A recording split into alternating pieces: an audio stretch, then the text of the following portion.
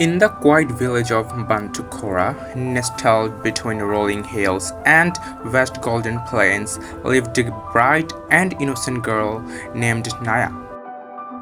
She was only 13, with eyes as deep as the river and a heart as pure as the morning sun.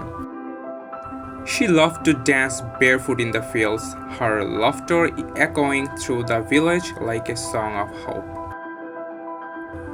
But in the shadows of her home lurked a darkness that would shatter her world, a betrayal so vile that would shake the entire community. Naya lived with her mother Moana and her father Kafi in a modest hut built from red earth and thirst grass. Her grandfather Baba Jango was the most respected elder in the village. He was a traditional healer, a man of wisdom, feared and revered by all. People sought his advice in times of sickness and hardship, believing he could speak to the spirits of their ancestors. But beneath his wise and caring exterior, Baba Jango harbored dark secrets. He was a man who believed in the old ways, rituals that had long been condemned but were whispered about in the dead of night. One of these rituals involved an ancient and twisted belief that an elder could steal youth from a child to prolong his own life. Baba Jango, now aging and weak, feared death creeping upon him. His once mighty hands trembled and his eyesight dimmed. In his desperation, he turned to the forbidden rite of rebirth, an evil practice buried deep in the village's history.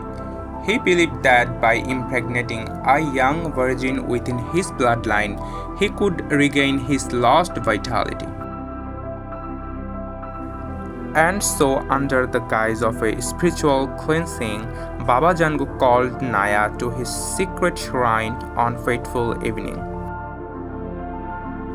She trusted him, for he was her grandfather, a man who had carried her on his shoulders and told her stories under a tree. But that night, his touch was different, cold, forceful, and monstrous. Naya was too young to understand, too innocent to fight back. She only knew pain, confusion, and silence. Weeks passed. Naya withdrew from her friends, her eyes hollow, her laughter was stolen. Her mother Moana noticed the change. The once lively girl now sat in the shadows, staring blankly at the ground. When she began vomiting in the mornings, whispers spread through the village. A healer was called. The truth hit like a thunderclap. Naya was pregnant. Moana collapsed in grief. "Who did this to my child?" she screamed. The village elders gathered, demanding answers. But Naya, broken and ashamed, refused to speak. Fear held her tongue, fear of her grandfather's threats, fear of being cast out, fear of the unknown. Her father Kafi was a man of honor. He clenched his fists so tightly that his nails dug into his palms. "Whoever did this will pay with his blood," he vowed. Days turned into nights, and the truth remained hidden, until an old midwife, Mama Nayuka, recognized the evil for what it was.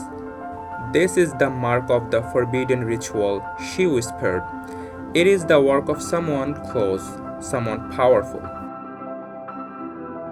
And then, under the weight of her mother's tears, Naya finally spoke. It was Baba Jango. Gasps filled the air. The village, which had once revered the elder, now burned with rage. Kafi stormed into Baba Jango's heart, dragging the old man into the village square. Baba Jango did not beg for forgiveness. He stood tall even as his sins were exposed. I did what I had to do to survive, he muttered, unrepentant. But the village had no mercy. The elders convened, and the verdict was swift exile. You will walk into the wilderness, and the spirits you tried to defy will take you, the chief declared. Baba Jango was stripped of his status, his beds of wisdom broken and scattered to the wind. His heart was burned, his name cursed for generations. The village watched as he disappeared into the forest, never to be seen again. But Naya's pain did not vanish with her grandfather's exile. The child in her womb was a constant reminder of what had been taken from her. Some in the village whispered that the baby was accursed, that it should not be allowed to live. But Manwa, her mother, refused. My daughter will not suffer more than she already has, she declared. With the support of the village women, she helped Naya through the pregnancy. When the baby was born, a girl, Naya looked into her daughter's eyes and saw not a curse, but a new beginning. She named her Jawadi, meaning gift. And so through the fires of pain, Naya learned that she was more than her scares. She was a survivor, a warrior, and a mother who would rewrite her own destiny. The story of Naya and Baba Jango became a warning, a lesson passed down through generations. No longer would blind respect allow evil to hide in the shadows. The village established new laws to protect its daughters, ensuring that no girl would suffer as Naya had. And as Naya raised Jawadi with love and strength, she knew one thing for certain: her past did not define her, she did. This tale speaks of pain, betrayal, and justice, but above all, it speaks of resilience. No matter how deep the wounds, healing is always possible, and silence will never protect the innocent. Thank you guys for watching this video. If you would like to get more videos like this, please subscribe and like and put comment.